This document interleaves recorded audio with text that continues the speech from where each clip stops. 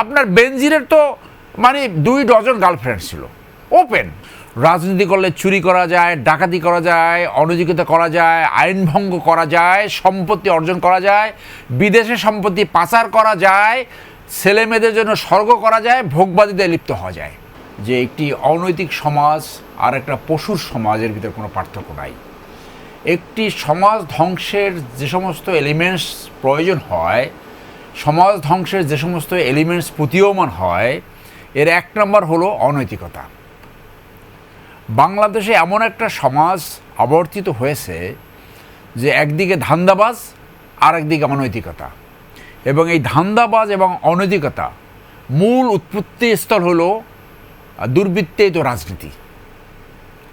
যে রাজনীতির নামে যে অপসংস্কৃতি সৃষ্টি হয়েছে লাস্ট 55 ইয়ার্স, রাজনীতি করলে চুরি করা যায়, ডাকাতি করা যায়, অনৈতিকতা করা যায়, আইন ভঙ্গ করা যায়, সম্পত্তি অর্জন করা যায়, বিদেশে সম্পত্তি পাচার করা যায়, ছেলে মেয়েদের জন্য স্বর্গ করা যায়, ভোগবাদীতে লিপ্ত হওয়া যায়। রাজনীতি এখন আর কোনো জনসেবা, দেশের স্বার্থ, সমাজ উন্নয়ন, রাষ্ট্র গঠন, বিল্ডিং দ্য নেশন এগুলো নাই। রাজনীতি হলো এখন সমস্ত অপকর্মের মেইন হাতিয়ার। কিন্তু আমরা জানি জনগণের কল্যাণেই কিন্তু সবকিছু গড়ে উঠেছে, জনগণের কল্যাণের নামে। তো সেই জায়গা থেকে আমরা মুরাদের কথা বললেন না আপনি, এইরকম কিন্তু শত শত মুরাদ আওয়ামী লীগে আছে, মুরাদেরটা সামনে আসছে। বাকি যে মুরাদ রয়েছে, আরও যে শত শত মুরাদ রয়েছে, সেইটা কিন্তু সামনে আসতেছে না। এরকম মুরাদ কিন্তু বিএনপিতে আছে। আপনি দেখেন নাই ওই আর একটা ভিডিও ছাড়াই বলছে তোমার দ্বিতীয় সন্তানের পিতা আমি হব। তো সেই ক্ষেত্রে তো আমি জামাতকে ধন্যবাদ জানাবো, জামাত তো কুইক একটা ব্যবস্থা নিছে, এবং এইটাই করণীয়, এইটাই হওয়া উচিত ছিল। এবং সেই ক্ষেত্রে জামাত একটা ধন্যবাদ পাবে যে তাকে দল থেকে এক্সপেল করেছে। কাবার দিতে চায় নাই, যে কাবার দিয়েছে সে ভুল করেছে। সে এইখানে একটা অপরাধ ঢাকতে গিয়ে আরও 2-3টে অপরাধ করেছে। একটা বানানো দ্বিতীয় ওয়াইফ বানিয়েছে, তারপরে অন্য অন্য গল্প এখানে সামনে আসছে। আপনি দেখেন যে এই যে নারী ঘটিত ব্যাপার, কোনো সভ্য দেশে এইটা কখনই গ্রহণ করা হয় না।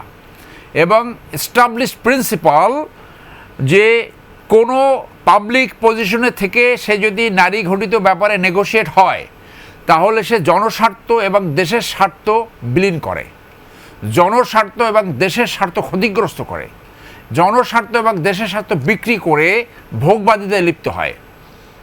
I am sorry to say, Saqlain কেসটা আপনার মনে আছে না? আপনার জানা মতে, মঞ্জুর ভাইয়ের জানা মতে, আপনি পুলিশ অফিসার চেনেন, কিন্তু নারী ঘটিত ব্যাপারে নাই। একটা উদাহরণ দেখান তো। তার মানে কি এটা একটা ফোর্সে একটা মামুলি ব্যাপার হয়ে গেছে। আপনার বেনজিরের তো মানে 2 ডজন গার্লফ্রেন্ড ছিল, ওপেন। তাহলে প্রশাসনের অনেক আছে, আরো বিভিন্ন জগৎ আছে। তাহলে আপনি দেখেন রাজনীতিবিদ, এরা তো আইন প্রণেতা, আপনি বলছেন প্রশাসনের কথা, কিন্তু এরা তো আইন প্রণেতা। রাজনীতিবিদ, প্রশাসন, পুলিশ, এবং এই যে যখন সুযোগ পায় পাবলিক পজিশন থেকে, এখন ব্যক্তিগত জীবনে সেটা আবার একটা থিওরি আছে, দেহ যার সিদ্ধান্ত তার। If you are a private person, রাষ্ট্র কিন্তু আপনাকে কোনো কিছু বলবে না। কিন্তু আপনি যদি কোনো পাবলিক পজিশন হোল্ড করেন, দেন রাষ্ট্রের দায়িত্ব হলো যে ওই লিওনেস্কি যে কাহিনী হয়েছিল, মনিকা লিওনেস্কি, আপনার মনে আছে? প্রেসিডেন্টের চাকরি যায় কোনোভাবে তখন সে সেভ করছে। That is the standard. আমি যদি ব্রিটেনে লেখাপড়া করেছি, ব্রিটেনের একজন হোম মিনিস্টার একটা কলগার্লকে ফোন দিয়েছিল, সেইটা তারা ইন্টারসেপ্ট করছে এবং তারপরের দিন তার চাকরি নাই, ডিসমিসড। আর একজন হোম মিনিস্টার তার একটা মেড সার্ভেন্ট আনার জন্য শুধু ভিসা অফিসে একটা ফোন দিয়েছিল, রিকোয়েস্ট করছিল এটি ত্বরান্বিত করা যায় কিনা। He lost his job. That is their ethical standard. তাহলে এই যে এই সংসদে নজরুলের মতো কতজন আছে? অনেক আছে, খুঁজে পাবেন আপনি, খোঁজেন।